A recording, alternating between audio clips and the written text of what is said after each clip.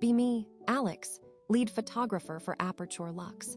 Our studio specializes in high-end events, the kind where champagne flows and every detail is meticulously curated. I handle everything from artistic direction to client liaison, ensuring our bespoke photography and videography services are flawless. My reputation rests on perfection. Be not me, Serafina Fira Vance, an influencer of the highest, most insufferable order. Her online persona screamed lifestyle curator, but her real-world presence was pure entitlement. Her follower count was massive, her ego even more so. She was notorious in the industry for demanding premium services for exposure and leaving a trail of furious vendors in her wake. Fira initially reached out to Aperture Luxe for her event of the year. This was a launch party for her new wellness brand, a line of questionable herbal supplements and overly priced yoga mats. She expected a full photography, videography, and drone package, entirely complimentary, of course. My initial response was a polite but firm refusal. Exposure doesn't pay my highly skilled team or cover the cost of our state-of-the-art equipment. Management, however, saw her millions of followers and overruled me. A strategic partnership, they called it. My stomach churned. I knew this would be a nightmare, but orders were orders. I was assigned as her primary contact to ensure her vision was perfectly captured. A vision, I quickly learned, that was entirely disconnected from reality. Our first real interaction was a week into planning. Fira dismissed our initial creative brief with a flick of her manicured hand. "Alex, darling," she cooed, her voice dripping with artificial sweetness. "This is my event. It needs to scream Fira. You're not just taking pictures. You're curating an experience. I expect you to handle all the event coordination details too. It's all part of the vibe I'm selling." I explained our services were purely visual, not event planning. Her smile vanished. "Then Aperture Luxe clearly isn't serious about collaborating. I'll find someone who understands my brand." I gritted my teeth. I documented the demand immediately, noting the scope creep in our internal system. Management, predictably, told me to make it work. My email to Fira confirming the expanded, unpaid role was meticulously worded, outlining her specific requests. A few days later, she insisted on bringing her artisan fog machine for her grand entrance.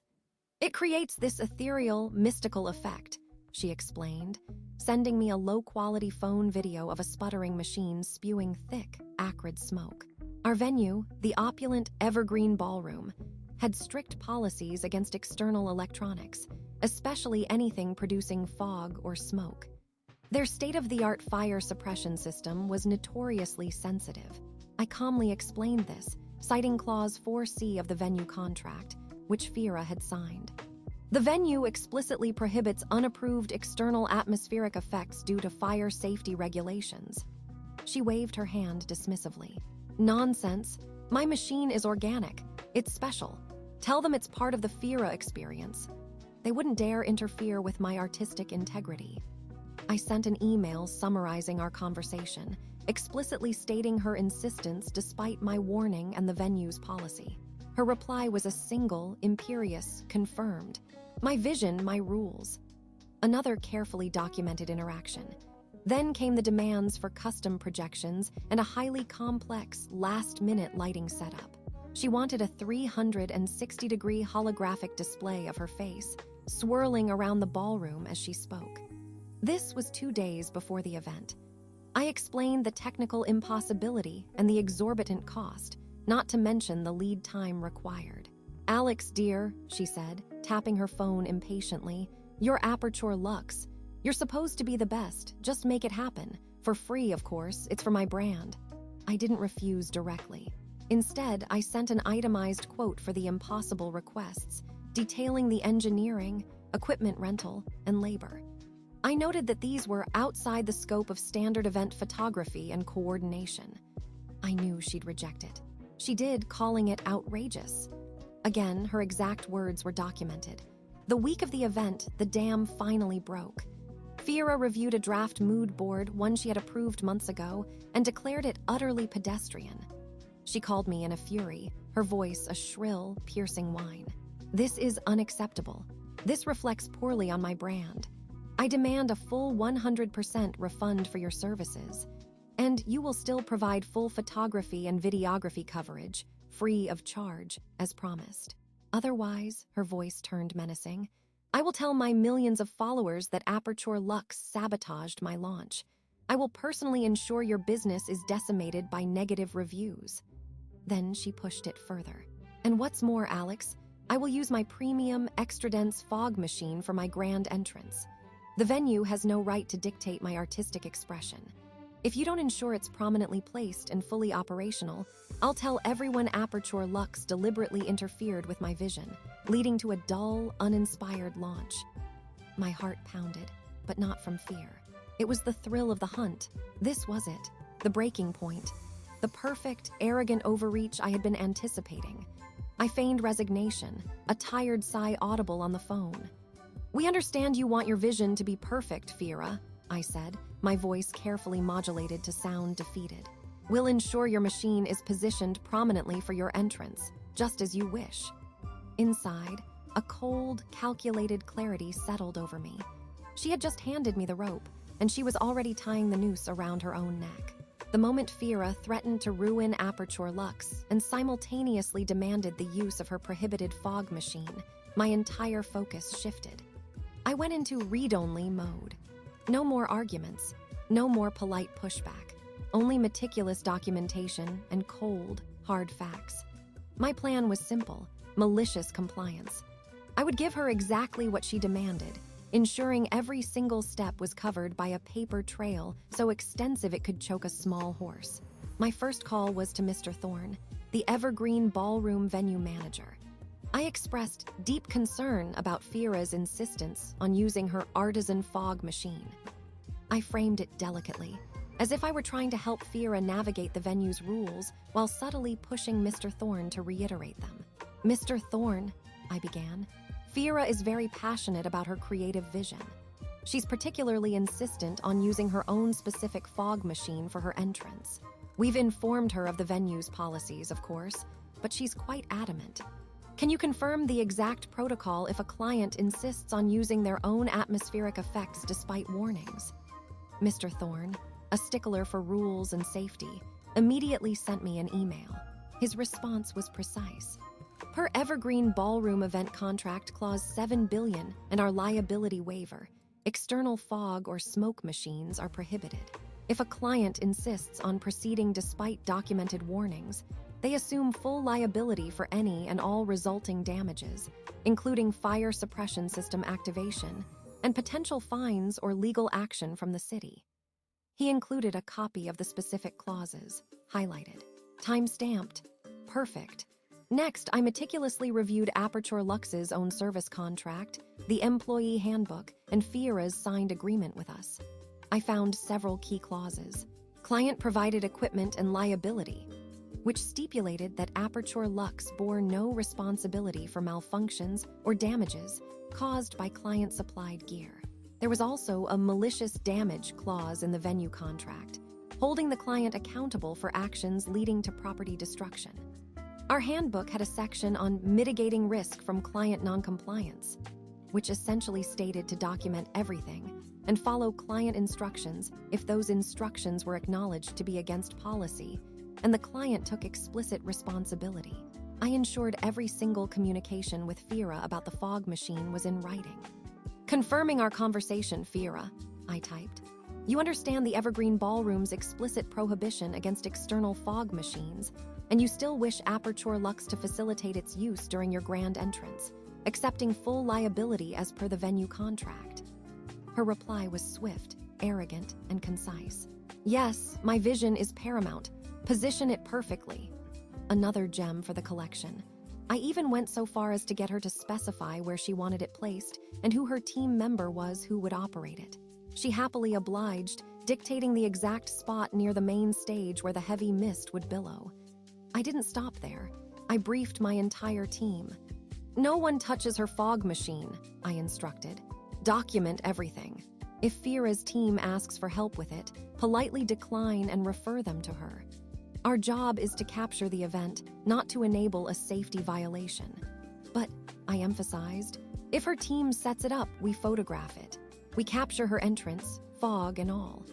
I also took some personal precautions. I subtly repositioned Aperture Lux's most expensive camera bodies and lenses just out of the direct line of the main sprinkler heads. Then, I strategically placed 3 small, unobtrusive GoPro cameras. One was aimed at Fira's designated entrance point, capturing the fog machine in full view. Another captured the general stage area and the ceiling-mounted sprinklers. The third was near Mr. Thorne's usual vantage point, hoping to catch his reaction. All set to record, continuously, with time stamps. The night of the event arrived. The evergreen ballroom shimmered with opulence, an uncomfortable contrast to Fira's self-congratulatory chatter during sound checks. My team was in position, cameras ready, nerves taut. I felt an odd calm, a predator's patience. "Ladies and gentlemen," a booming voice announced over the sound system, "prepare for the entrance of the incomparable, the visionary Serafina Vance." Spotlights bathed the grand entrance. The music swelled, a dramatic, synthesized beat Fira had insisted upon. Fira, resplendent in a shimmering gown that looked like it weighed more than she did, strode into view. She paused at the top of a small, custom-built staircase. Then, with a flourish, she gestured toward the side of the stage. Her brand assistant, a young man clearly terrified of Fira, flicked a switch on the artisan fog machine. It shuddered, then roared to life. A truly immense cloud of thick, acrid, unmistakably combustible smoke erupted from its nozzle, instantly engulfing Fira and the entire stage area. It was far denser than any theatrical hazer. It climbed, a toxic plume, directly towards the ornate ceiling. I saw Mr. Thorne across the room. His eyes, already wide, widened impossibly further. A silent, horrified gasp escaped his lips. Beep, beep, beep. The initial, piercing warning of the fire alarm cut through the booming music. Fira, momentarily obscured by her own dense cloud, tried to project an air of mystical elegance. She extended her arms, a beatific smile plastered on her face. The music swelled again. Then, the main alarm blared, a deafening, continuous shriek. Whoosh! The sound of high-pressure water was unmistakable. Suddenly, from dozens of nozzles recessed in the ceiling, torrents of water erupted. It was a deluge, a man-made rainstorm, unleashed directly onto the stage, the guests and Fira's wellness brand merchandise. The room plunged into chaos. Lights began to flicker, then short out entirely, plunging sections of the ballroom into darkness. Guests screamed, scattering. The elaborate floral arrangements collapsed, sodden and ruined. The catering tables, laden with expensive food, were instantly drenched. Champagne bottles crashed to the floor. The glamorous launch became a soggy, chaotic mess. Fira shrieked, her earlier serene expression replaced by pure, unadulterated rage. Her gown, now soaked and clinging, made her look like a drowned rat. "My party, my vision. Aperture Lux, you sabotaged me. I knew you would." I remained perfectly calm, my voice cutting through the pandemonium. "Fira," I stated, loud and clear, my team filming her reaction. "We have documented warnings from the venue, our contract, and your explicit written instructions insisting on using your unapproved fog machine. We also have multiple angles of video confirming your team activated it, directly against stated venue policy." I pulled out my ruggedized tablet, water beating harmlessly on its screen. "Here are the emails, time-stamped. Here are the text messages. Here is your signature on the venue's liability waiver. You explicitly confirmed you understood the risks and still insisted on this. The fault, Fira, is entirely yours." Her face was a mask of disbelief, then dawning horror. The fire department arrived first, sirens wailing, followed swiftly by the police. The evergreen ballroom was a disaster zone. Water dripped from every surface. The air was thick with smoke and the smell of wet, ruined luxury. Mr. Thorne, the venue owner, was incandescent with fury. He pointed directly at Fira, then at the sputtering fog machine, still slowly emitting a pathetic dribble of mist. The damages were easily in the tens of thousands, not including lost revenue from having to close the ballroom indefinitely for repairs.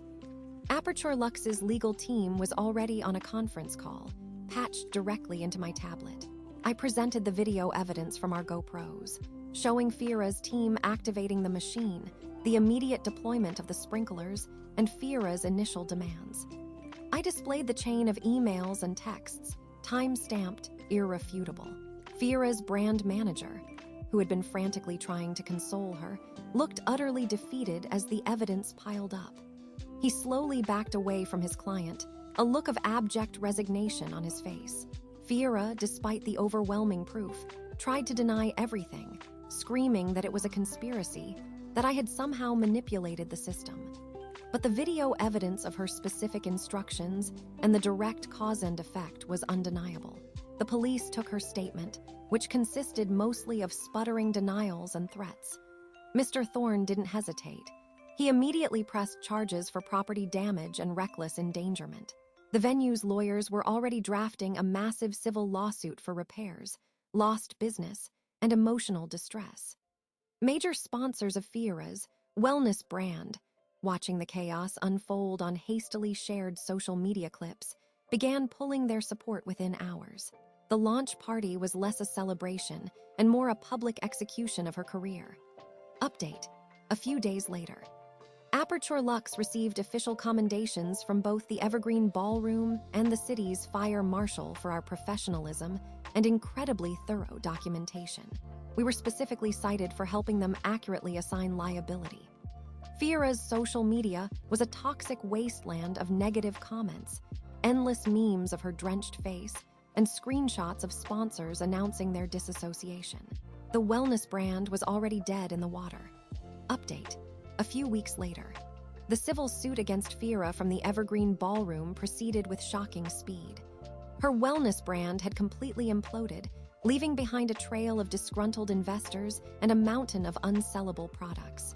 Her luxury apartment lease, in a building owned by the same parent company as Evergreen Ballroom, was terminated early due to the venue's influence. She was facing financial ruin, stripped of her glamorous lifestyle. Update: a month or two later. Fira's main social media accounts were shadow banned, then completely suspended due to mass reporting of fraudulent claims and malicious content. Her carefully curated online presence was systematically erased. I saw a grainy photo of her online recently, shilling discount protein powder on a niche, desperate-looking platform, looking haggard and utterly devoid of her former sparkle. The bonus I received from Aperture Luxe for successfully mitigating our legal risk and securing such undeniable evidence was substantial. I used it to buy a new, top-of-the-line drone. It flies beautifully,